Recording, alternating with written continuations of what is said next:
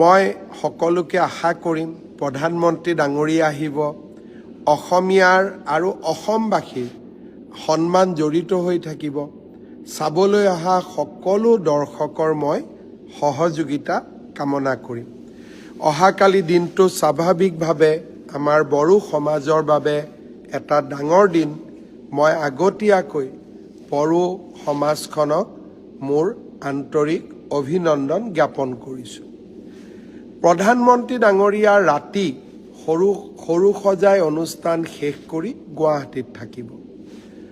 অহাকালি অনুষ্ঠান শেষ হোৱাৰ পিছত পৰহি দিনাখন ৰাতিপুৱা 11 বজাত তেখেত কলিয়াবৰৰ মৌচন্দা পথাৰত আহি উপস্থিত হ'ব। অসমবাসীৰ বাবে এটা অত্যন্ত গৌৰৱৰ দিন। বহু দিনৰ পৰা মই কৈ আছিলোঁ যে আমি জখলা বন্ধাৰ পৰা বোকাখাতলৈ আমি এটা এলিভেটেড কৰিডৰ নিৰ্মাণ কৰিম। দীৰ্ঘ কিমান হ'ব? 34 কিলোমিটাৰ। 34 কিলোমিটাৰ এলিভেটেড কৰিডৰ নিৰ্মাণ কৰিবলৈ আমাক কিমান টকা লাগিব? প্ৰায় 7,000 কোটি টকা।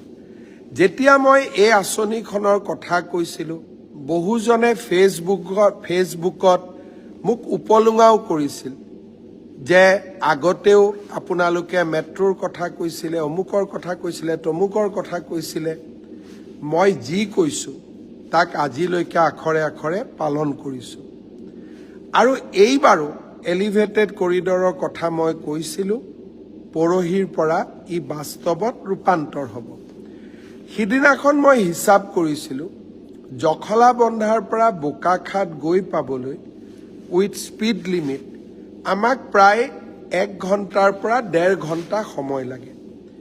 এতিয়া 34 কিলোমিটাৰৰ এলিভেটেড কৰিডৰ দি আমাক মাত্ৰ আধা ঘণ্টা সময় লাগিব। অৰ্থাৎ উজনি অসম আৰু গুৱাহাটীৰ মাজৰ দূৰত্ব 1 ঘণ্টা সময় কমি যাব। কাজিৰঙাৰ বন্য জীৱ জন্তু ৰক্ষা পৰিব আৰু আমাৰ সমান্তৰালভাৱে উজনি আৰু গুৱাহাটীৰ মাজত দূৰত্ব 1 ঘণ্টা কমি যাব।